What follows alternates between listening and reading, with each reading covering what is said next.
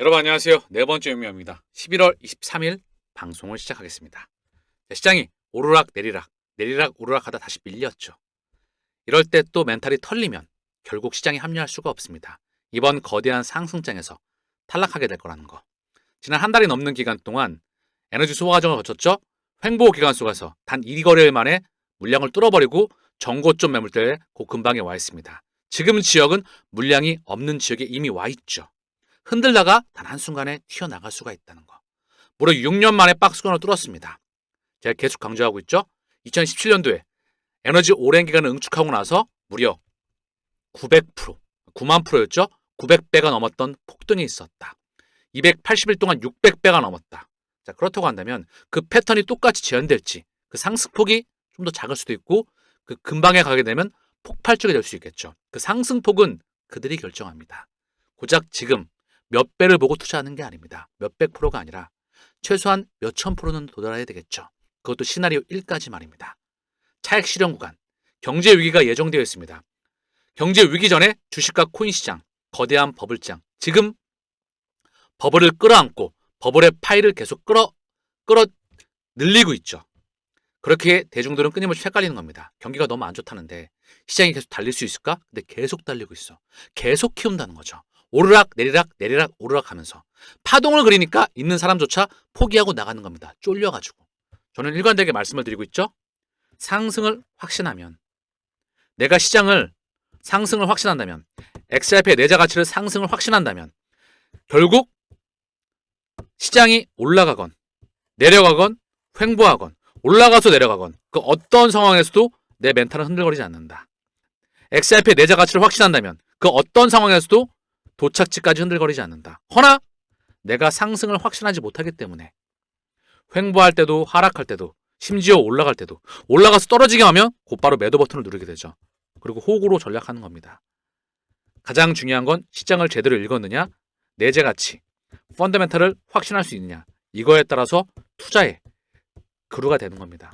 투자가 그루에 되기 위해서는 투자하는 방법을 알아야 되겠죠. 원리를 알아야 된다. 이 방법과 원리를 알기 위해선 오랜 시간 동안 10년이 넘는 기간 동안 15년 이상 시장을 바라볼 수 있어야 된다. 투자자로서 눈과 귀가 열려 있어야 됩니다. 그냥 흉내만 내는 게 아니고 그냥 조금 안다고 인플루언서라고 하는 게 아니고 진정한 투자자, 한국에서는 주식 농부 박영옥 씨, 주식 투자 교과서 박성득 씨, 이 정도는 돼야 됩니다. 또는 세계적인 투자의 그루죠. 앙드레 코스탈리니, 피터 린치, 워렌 버핏, 지금 오마의 현위를 불리고 있죠. 투자의 대가입니다. 그리고 그의 스승인 벤저민 그레이엄, 그들 또한 마찬가지로 투자의 원리를 배워왔다. 누구를 만나에 따라서 그 본질적인 방법을 배울 수 있게 되는 겁니다. 이걸 보고 기연이라고 하죠. 기적이라고 합니다. 자, 폭스빌스 기자, CME에서 XRP 소로나 선물 출시 여부 공식 발표된 바가 없다. 그런데 말입니다. 내용을 보니까 감이 좀 옵니다. 눈치를 까야 된다는 거예요. 자, 보면 엘리노 테릿, 폭스빌의 기자가 트위터를 통해서 CME 시카고 상품 선물 거래소 대변인에 따르면 CME가 XRP 및 솔라나 선물 계약을 출시할 것이라는 소식은 모의 초안에 사용되는 웹사이트 베타 버전이 실수로 공개된 것이다. 다시 한번, 모의 초안에 사용되는 웹사이트의 베타 버전이 실수로 공개가 되었다. 공개가 됐는데 공식적으로 결정한 내용은 없다. 그럼 뭐죠? 예정돼 있다는 겁니다. XRP 선물. 이미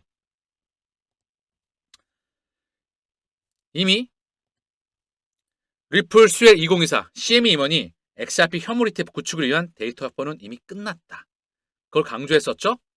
그리고 CME 규제 검토 후에 2월 10일 XRP 솔라나 선물 출시 계획을 가지고 있다.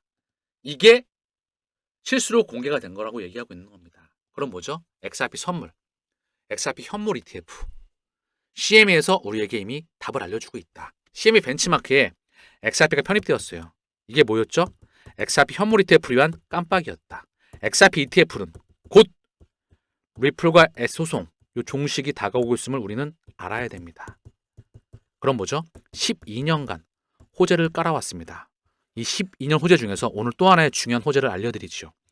이미 연준과 페드, 달러의 주인이죠. 페드의 주인은 JP모건, 뱅크 오브 아메리카, 웰스파고 시티, 이들의 주인은 블랙락, 뱅가드, 스테이트 피델리티. 이들의 주인과 리플의 주인이 같다. 그래서 최근 들어서 XRP 파생 시장을 위한 깜빡이가 켜지고 있다. 파생이 뭐죠? 파생 상품.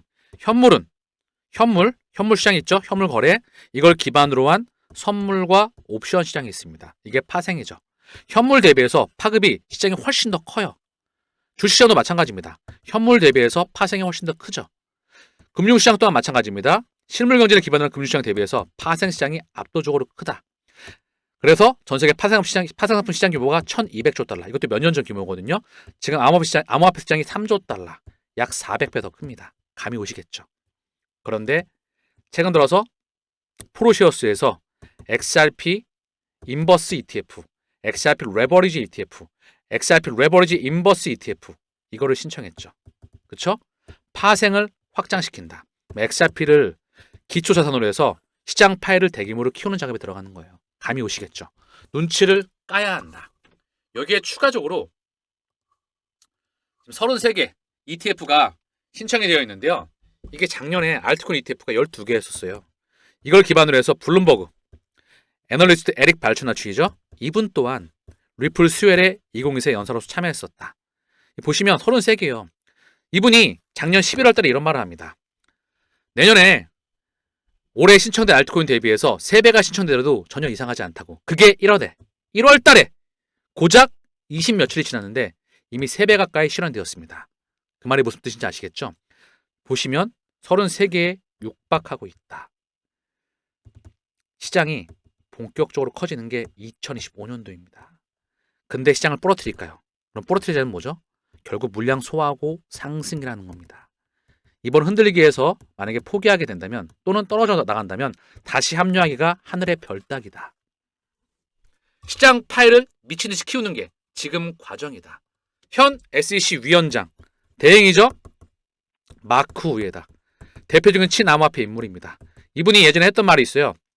전통 트레이드파이, 전통은행에 커스터디를 맡겨야 되는데 이걸 SEC가 규제했거든요. 이걸 폐지해야 된다고 직접적으로 얘기했던 인물입니다. 여기에 크립토 맘이라 불리죠? 대표적인 친암호화폐 인물 헤스터 피어스. 여기에 SEC 위원장 폴 애킨스. 이들이 SEC를 끌어나갑니다. 3인방입니다. 여기에 CFTC 위원장 캐롤라인 팜. 얘도 직무 대행이죠. 현재까지는. 얘를 보조할 인물로서 모건 스탠리와 월가의 출신이 합류했습니다. 가상자산과 디파이를 확장하기 위해서. 그리고 전 CFTC 위원장 지안카를로가 오늘 인터뷰를 통해서 제가 확인한 내용인데 미국 시장이 대폭 확장한다.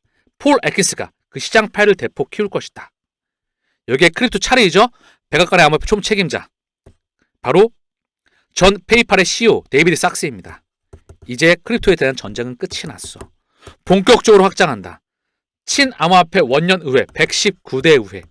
이게 바로 친암호화폐 의회입니다. 미국 상원은행위원회. 여기 위원장이 본격적으로 규제를 명확성에 대해서 코인에 대한 명확성에 대한 부분을 확대해 나가겠다. 행정부의 수장 트럼프가 바로 나는 암호화폐 대통령이라고 얘기하고 있죠. 그럼 행정부, 의회, 내각, 각 관료들 모두가 다 이 판을 키웁니다. 이 틀을 키우게 되면 결국 법과 제도로서 갖춰지게 됐죠. 여기에 이 안에 유동성이 미친 듯이 들어오는 게 2025이다. 지금의 흔들기는 귀여운 가정이다. 이렇게 보시면 한눈에 잡힐 겁니다.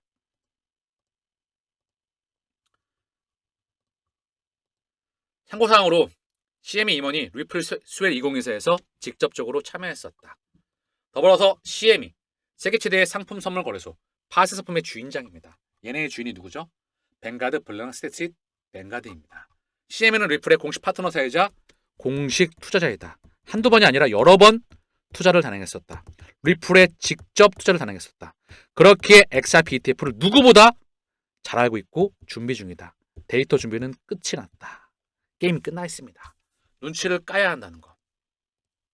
최근 들어서 SEC가 신임 의장 대행입니다. 마크 우에다 첫 비공개를 예정함에 따라서 리플 사건에 대한 논의가 급증하고 있다.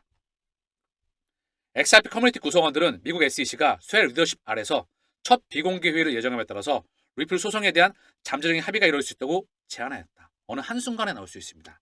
엘리너 테리 또한 지금 보시면 새로운 SEC 정부 이후에 첫 비공개 회의를 개최한다.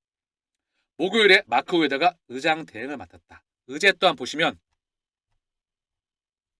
회의의 의제는 소송 청구 해결, 행정 절차, 가처분 조치 해결, 심사 및 집행 절차와 관련된 사항을 중심으로 진행된다. 리플과 SEC 합의 소문이 급증하고 있다. 어느 순간 소문이 진짜로 나올 경우도 있습니다. 한순간에 나올 수가 있다는 거. 리플과 스텔라 하나의 몸을 가지고 있다. 그들은 뿌리가 같다. 리플은 도매용 CBDC 그리고 XRP 레저를 기반으로 해서 얘가 설계도이죠. XRP 레저를 기반으로 해서 CBDC 센트럴뱅크 디지털 커런시 중앙은행이 발행하는 코인입니다. 중앙은행이 발행하는 새로운 돈, 새로운 데이터인 돈이에요. 스테이블 코인, RWA 실물자산 토큰화 된다는 거죠. NFT 대체 불가능한 토큰 XRS-20 통해서 발행이 가능합니다. 그리고 STO 토큰 증권 여기에 우리가 투자하고 있는 가상자산 이걸 발행할 수가 있습니다. 스텔라는 뭐죠? 소매용 CBDC 소액결제용 CBDC XRP는 XRP랬죠. 도매용 CBDC 거액결제용 CBDC 스텔라는 다시 한번 돌아와서 USDC를 기반으로 한 스테이블코인을 확장합니다. 그리고 제3세계 신흥국 이걸 기반으로 해서 확장해 나간다. 이미 방글라데시 송금기업 Bcash 얘가 리플렛으로 들어와 있다. 리플렛은 다시 한번 머니그램과 스텔라 이들과 연결되어 있다. Bcash의 모회사가 리플렛의 일원이다. 그래서 세계 1위 웨스턴 유니언, 세계 2위 머니그램, 세계 3위 리아 머니 트랜스퍼 3대 송금기업이 다 리플과 직간접적으로 연결되어 있다는 겁니다. 게임은 끝이 나 있다. 자, 지금 보시는 자료는요. 중요한 자료인데요. 바로 페더럴 리저브 아틀란타 연준입니다. 미국 중앙은행. 거기에 지역은행인 아틀란타에서 보고서를 발행했습니다. 여기에 바로 답을 주고 있다는 거. 이 보고서 안에 직접적으로 보시면 BIS 국제결제은행의 3년마다 실시된 조사에 따르면 외환시장은 하루 거래량이 미화 7조 5천억 달러로 세계 최대 규모이다. 지속적인 연결 결사는 국가별 도매 결제 시스템에 작동하는 창구에서 결제 대 결제를 용이하게 된다. BIS 혁신 허브를 통해서 토큰에 대한 자동화된 시장의 사용을 조사하고 있다. 프로젝트 마이라나 BIS의 프로젝트 명입니다. 여기는 프랑스 중앙은행, 방카데 프랑스, 스위스 중앙은행, SMB, 싱가포르 통화청, 싱가포르 중앙은행의 공동 프로젝트이다. 이 프로젝트에서 금융기관은 유동성 공급자이자 거래자이다. 그들은 토큰화된 CBDC, 도매용 CBDC를 교환하고 해당 국가의 도매 결제 시스템에 연결됩니다. 이러한 시스템의 이점은 거래와 결제를 하나로 통합하는 것이다. 하나의 거래로 통합하는 것이다. 이 그림으로 나와 있죠? 스위스, 유로 지역, 싱가포르 지역 쭉 돈이 연결되고 있습니다. 홀세일 CBDC, 도매 CBDC 거래 및 결제를 위한 마리아나 프로젝트 BIS 출처가 나와 있죠. 이걸 애틀란타 연은에서 보고서를 통해서 우리에게 알려주고 있다. 리플과 스텔라는 가치 이전을 더 저렴하게 만들기 위한 두 개의 블록체인 기반 회사입니다. 리플은 국제 지불 매체, 도매 결제 코인으로 구성되고 있는 기본 토큰은 XRP를 사용해서 다양한 서비스를 제공합니다. 푸넬리티도 이러한 서비스를 제공하기 위해 규제 승인을 구하고 있다. 푸넬리티, 은행의 유틸리티 토큰을 자체 발행하는 기관입니다. 이 푸넬리티의 주인도 달러와 유로화의 주인이다. 그리고 이 푸넬리티는 BIS, 국경 간 결제 상호 운영선 확장판 태스크포스의 일원이다. BIS, 국경 간 결제 플랫폼이라고 일칭하겠습니다. 거기에 리플과 스위프트, 그리고 RTGS 글로벌, 실시간 총액 결제 시스템, 여기에 지금 말씀드렸던 푸넬리티가 공존하고 있다. 미국 은행 협회이자 세계 최대 청산 시스템인 더 클리어링하우스 뿐만 아니라 남미의 최대 인터넷 뱅킹 디지털 뱅크인 누뱅크, 뱅크 오브 차이나, 중국에서 가장 오래된 국유은행입니다. 이 누뱅크의 파트너죠. 바로 맥스페이, 백스방크. 이게 사실상 유럽의 이버리의 인수가 됩니다. 이버리는 다시 한번 산탄데르의 지원을 받고 있다. 산탄데르는 스페인 넘버 원. 이 산탄데르는 다시 한번 리플의 공식 투자자이자 파트너사. 산탄데르 그룹 회장인 아나파치자 부틴. 이분은 매년 빌더버그 회의에 개최에 참여하고 있다. 감이 오시겠죠? 산탄데르, 스페인 넘버 원, 미국 페드, 리플. 사실상 궤를 같이 한다. 여기에서 리플과 스텔라를 공식적으로 언급해주고 있었다. 게임 끝났습니다. 제가 항상 강조하는 The End.